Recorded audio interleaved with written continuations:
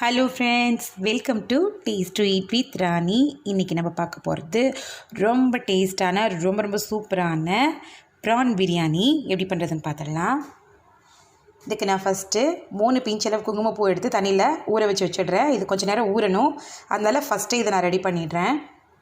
அடுத்ததாக 1/2 கிலோ அளவு ப்ரான் எடுத்து தோலெல்லாம் க்ளீன் பண்ணிவிட்டு மஞ்சத்தூள் போட்டு அலசி எடுத்திருக்கேன். இது 1/2 கிலோ அளவு இருக்குது. இதை இப்போ எடுத்துக்கலாம். இப்போ இதில் மஞ்சத்தூள் 1/2 ஸ்பூன், மிளகாத்தூள் 1 ஸ்பூன் எடுத்திருக்கேன், கரம் மசாலா 1/4 ஸ்பூன் எடுத்திருக்கேன். இது எல்லாத்தையும் இந்த ப்ரானில் சேர்த்துக்கலாம்.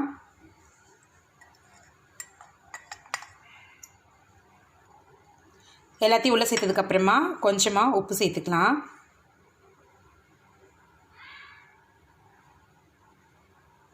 உப்பு சேர்த்துட்டு இது எல்லாத்தையும் நல்லா ஒரு தடவை மிக்ஸ் பண்ணி விட்டுருங்க. மிக்ஸ் பண்ணதுக்கப்புறமா இது ஒரு 1/2 hour நல்லா ஊறட்டும். இந்த மாதிரி எல்லாத்தையும் நல்லா மிக்ஸ் பண்ணதுக்கப்புறமா 1/2 மணி நேரம் அப்படியே ஊற வச்சிடலாம். இதை நம்ம எண்ணெயில் ஃப்ரை பண்ணி தான் சேர்க்க போகிறோம். நீங்கள் டைரெக்டாகவும் சேர்க்கலாம், ஆனால் அப்படி சேர்க்கும்போது ப்ரானோட வாசம்லாம் பிரியாணியில் நல்லாயிருக்கும், ஆனால் ப்ரானில் எந்த டேஸ்ட்டுமே இருக்காது, சப்புன்னு இருக்கும். அதுக்காக தான் இந்த மாதிரி ஃப்ரை பண்ணி சேர்க்க போகிறோம். இப்போ இது 1/2 மணி நேரம் ஊறட்டும். அடுத்ததாக பாஸ்மதி அரிசி எடுத்து 1/2 கிலோ அளவு எடுத்திருக்கேன்.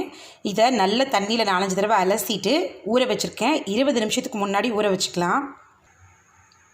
அடுத்ததாக ரைஸ் ஃபஸ்ட்டு வேக வச்சு எடுத்துக்கலாம். நம்ம ஊற வச்சுருக்க ரைஸ் இப்போ உள்ளே சேர்க்க போகிறோம். அதுக்கு நல்லா தாராளமாக தண்ணி எடுத்துக்கோங்க. இதில் இருக்க தண்ணியெல்லாம் நம்ம வடிச்சிடணும், அதனால் தண்ணி தாராளமாகவே இருக்கட்டும். இப்போது இந்த தண்ணியில் இந்த பொருட்கள் எல்லாம் சேர்த்துக்கலாம்.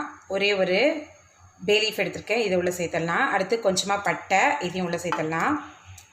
அடுத்ததாக கொஞ்சமாக கல்பாசி எடுத்திருக்கேன், இதையும் உள்ளே சேர்த்துடலாம். 5 ஏலக்காய் எடுத்திருக்கேன், இதையும் உள்ளே சேர்த்துடலாம்.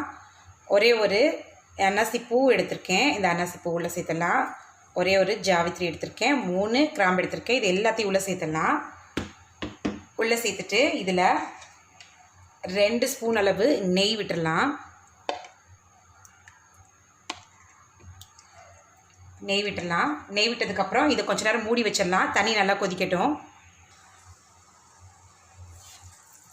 பாருங்கள், தண்ணி நல்லா தலபலன்னு கொதிக்குது. இந்த ஸ்டேஜில் நம்ம ஏற்கனவே அலசி எடுத்து வச்சுருக்க பாஸ்மதி ரைஸ் அதை உள்ளே சேர்த்துடலாம்.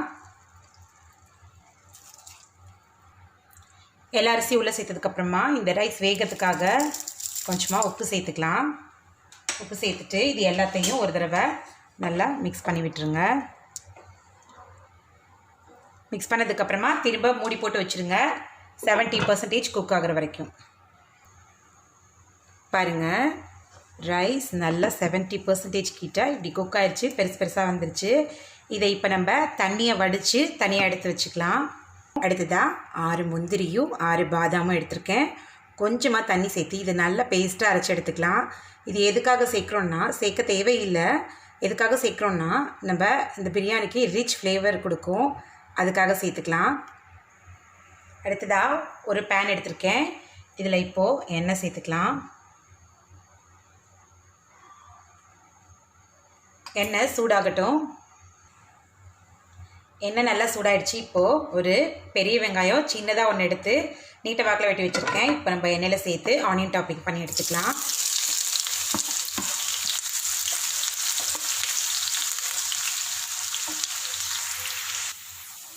ஆனியன்லாம் இந்தளவு நல்லா ஃப்ரை ஆனதுக்கப்புறம் இதை எண்ணெயிலேருந்து தனியாக வெளியில் எடுத்து வச்சிடலாம். ஆனியன் டாப்பிங் பண்ணி எடுத்துருக்க இந்த ஆயில்லையே இப்போ நம்ம ஏற்கனவே ஊற வச்சுருக்க இந்த ப்ரானை ஃப்ரை பண்ணி எடுத்துக்கலாம்.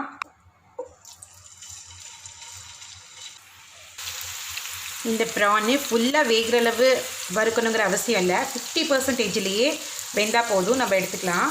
ஒரு சைடு வெந்ததுக்கப்புறம் லைட்டாக திருப்பி போட்டுக்கோங்க. அவ்வளோதான், 2 பக்கமும் திருப்பி போட்டு 50% தான் வேக வச்சுருக்கோம். எதுக்காக 50% வேக வைக்கிறோன்னா, திரும்பவும் இது மசாலாலாம் போட்டு தம் வைக்க போகிறோம்.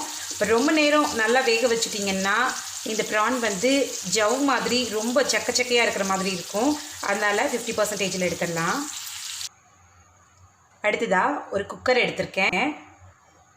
இதில் நம்ம ப்ரான் ஃப்ரை பண்ண இந்த ஆயிலே சேர்த்துக்கோங்க. எதனாலனா இதில் நல்ல ப்ரான் ஸ்மெல் நல்ல கமகமன்னு இருக்கும். இதில் செய்யும்போது பிரியாணி பயங்கர வாசமாக இருக்கும்.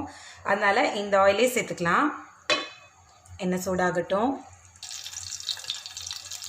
ரொம்பவும் ஆயில் சேர்த்தா நல்லா இருக்காது, அதனால் அது ஃப்ரை பண்ண ஆயில் மட்டும்தான் நான் சேர்த்துருக்கேன். உங்களுக்கு நல்ல ஆயில் பிடிக்கும், ஆயிலோட சாப்பிட பிடிக்கும்னா இன்னும் கொஞ்சம் கூட நீங்கள் சேர்த்துக்கோங்க. இல்லை பட்டை கிராம்பு ஏலக்காய்லாம் போட்டு வேக வச்சுருக்கோம், அதனால் ரொம்ப போட தேவையில்லை. 2 ஏலக்காய், 2 கிராம்பு, கொஞ்சமாக பட்டை, இது மட்டும் உள்ள சேர்த்துக்கலாம். சேர்த்துட்டு அடுத்ததாக 2 பெரிய வெங்காயம் எடுத்து இந்த மாதிரி நீல வாக்கில் வெட்டி வச்சுருக்கேன். இதை இப்போ உள்ளே சேர்த்துடலாம். ஆனியன் நல்லா ஃப்ரை ஆகட்டும்.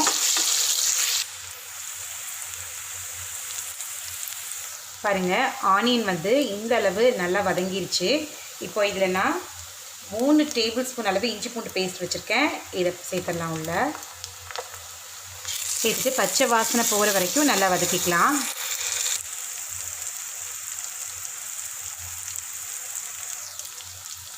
அடுத்ததாக தக்காளி 2 மீடியம் சைஸ் தக்காளி எடுத்து இந்த மாதிரி கட் பண்ணி வச்சுருக்கேன். இதை உள்ள சேர்த்துடலாம்.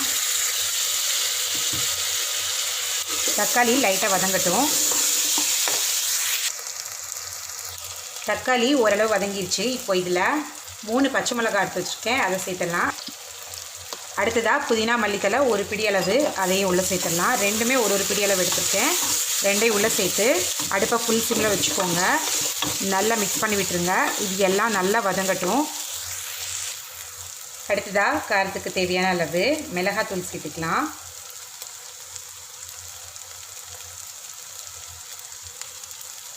நான் 1.5 டேபிள் ஸ்பூன் அளவு தான் சேர்த்துருக்கேன். உங்கள் காரத்துக்கு ஏற்ற மாதிரி நீங்கள் கூட்டவோ குறைக்கவோ செஞ்சுக்கலாம். இப்போ எல்லாத்தையும் நல்லா மிக்ஸ் பண்ணி விட்டுடலாம். அடுத்ததாக 1/4 ஸ்பூன் அளவு மட்டும்தான் கரம் மசாலா தூள் சேர்க்க போகிறேன். ரொம்பவும் கரம் மசாலா அந்த ஸ்மெல் வந்ததுன்னா நல்லா இருக்காது ப்ரான் பிரியாணிக்கு, அதனால் 1/4 ஸ்பூன் சேர்த்துக்கோங்க. இப்போ இது எல்லாத்தையும் நல்லா கலந்து விட்டுடலாம். இப்போ அடுத்ததாக இதில் 3 டேபிள் ஸ்பூன் அளவு தயிர் சேர்த்துக்கலாம். தயிர் சேர்த்த கையோடவே 1/2 மூடி லெமன் எடுத்திருக்கேன். இதை இப்போது புழிஞ்சிக்கலாம்.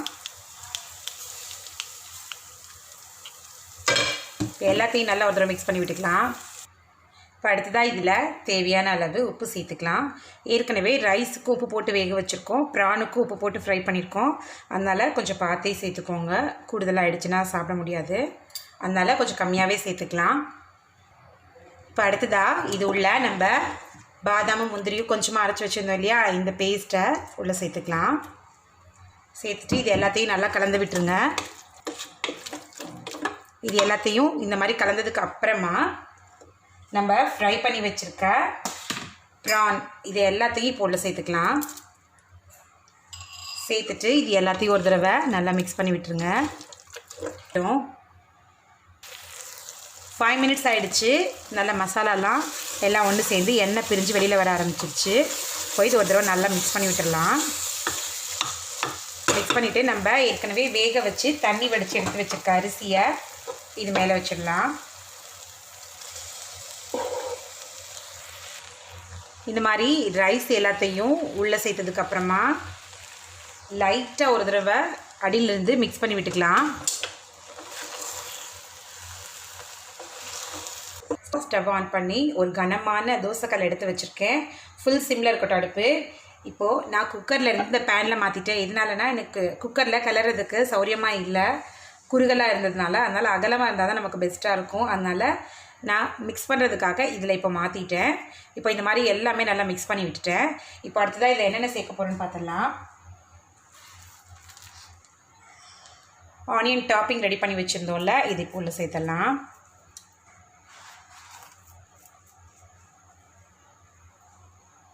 அடுத்ததாக நம்ம தண்ணியில் ஃபஸ்ட்டு ஊற வச்சுருந்த குங்குமப்பூ இதை உள்ளே சேர்த்துடலாம். அடுத்ததாக புதினா மல்லி இலை எடுத்திருக்கேன், இதுவும் லைட்டாக அப்படி மேலே தூவிக்கலாம்.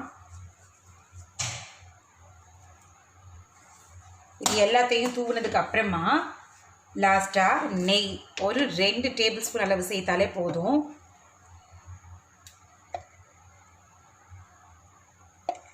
நெய் சேர்த்துருக்கேன். இப்போது அவ்வளோதான். இதை மூடி போட்டு வச்சிடலாம்.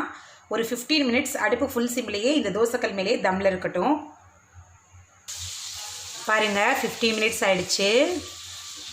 நம்மளோட பிரியாணி நல்லா கம்ம கம்மன்னு வாசமாக சூப்பராக தயாராகிடுச்சு. லைட்டாக ஒரு தடவை மிக்ஸ் பண்ணி விட்டுடலாம்.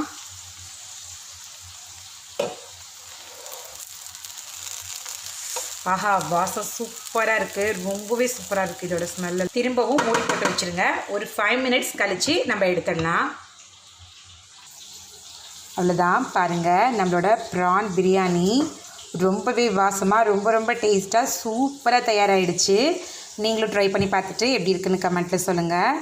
இந்த வீடியோ உங்களுக்கு பிடிச்சதுன்னா லைக் பண்ணி, ஷேர் பண்ணி, கமெண்ட் பண்ணி, மறக்காமல் சப்ஸ்கிரைப் பண்ணிவிடுங்க. தேங்க்யூ ஸோ மச் ஃபார் வாட்சிங்.